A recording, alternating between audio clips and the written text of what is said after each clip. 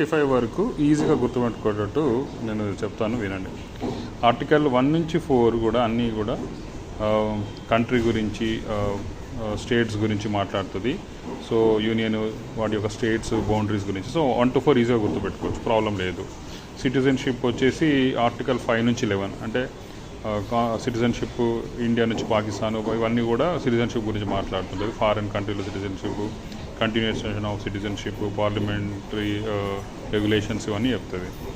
Next వచ్చేసి fundamental rights 12 to 35. ఇది కొంచెం difficult to remember, but will make it easy. ఇక్కడ చూడండి, అమెరికా నుంచి తీసుకోబడింది, ఇది గుర్తుపెట్టుకోండి ఫండమెంటల్ రైట్స్. సో ఇప్పుడు ఎలా గుర్తుపెట్టుకుందామంటే, ఇప్పుడు చూడండి ఇక్కడ రండి, 19 దగ్గర. 19 ఈజ్ రైట్ టు ఫ్రీడమ్.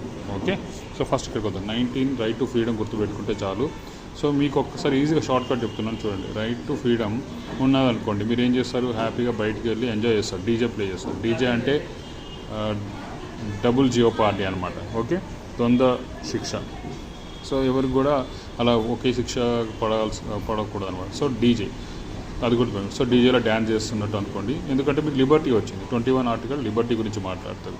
మీరు అతిగా ఎక్కువ లిబర్టీ తీసుకున్న తర్వాత ఏమవుతారు, పోలీసు వచ్చి అరెస్ట్ చేస్తారు. 22. Okay, so arrest and detention గురించి ఆర్టికల్ 22 మాట్లాడతారు. 23 వచ్చేసి మిమ్మల్ని అరెస్ట్ చేసింది కదా అని ఇష్టం ఉన్నట్టు వాడుకోలేరు కదా, సో ఎక్స్ప్లాయిటేషన్ గురించి మాట్లాడతారు. సో ఎక్స్ప్లాయిటేషన్ చేయొద్దు అని. ఓకే, అదేవిధంగా చిన్నపిల్లలను కూడా చైల్డ్ లేబర్గా వాడుకుంటారు అండర్ 14 years ఆఫ్ ఏజ్. అయితే ఆర్టికల్ 24. ఓకే, నెక్స్ట్ 25 to 28 మన యొక్క ఫ్రీడమ్ గురించి మాట్లాడతాం. సో 19 నుంచి ఈ విధంగా 28 వరకు పెట్టుకోవచ్చు. ఓకే, ఇప్పుడు మీరు పైకి గుర్తుపెట్టుకోవాలంటే ఫ్రీడమ్ నుంచి ఏవో. సో నో సార్ అంటే ఎవరిని కూడా సార్ టైటిల్ పెట్టకూడదు. ఇది 18th అబాలిషన్ ఆఫ్ టైటిల్స్ అని ఆర్టికల్ 18 ఉంటుంది. ఓకేనా. Next article 17. ఇది 17 అనేది హిందీలో ఒక ఈజీగా గుర్తుపెట్టుకునేటట్టు చెప్పారు. యాక్చువల్గా 17ని హిందీలో సత్రా అంటారు. అందుకే దీన్ని ఖత్రా అంటే అన్టచబిలిటీ అని ఎవరైనా దూరం పెడితే అది ఖత్రా అనమాట. సో సత్రా ఖత్రా.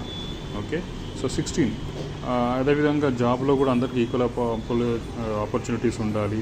ఆ విధంగా ఈ ఏజ్ పరంగా, సెక్స్ పరంగా, ఇలాంటి పరంగా కూడా 15 ఆర్టికల్ చెప్తుంది అనమాట. సో ఈక్వాలిటీ అనేది 14 మీద. సో ఈజీగా గుర్తుపెట్టుకోండి. 19 నుంచి కిందికి అన్నీ కూడా మీకు ఫ్రీడము, లిబర్టీ ఉండి అరెస్ట్ అయిపోయి ఎక్స్ప్లాయిటేషన్ జరిగిలాంటివి. అదేవిధంగా పైకి వెళ్తే మీ యొక్క టైటిల్స్, డిస్క్రిమినేషన్ వీటి గురించి పైకి మాట్లాడుతుంది. Okay, thank you.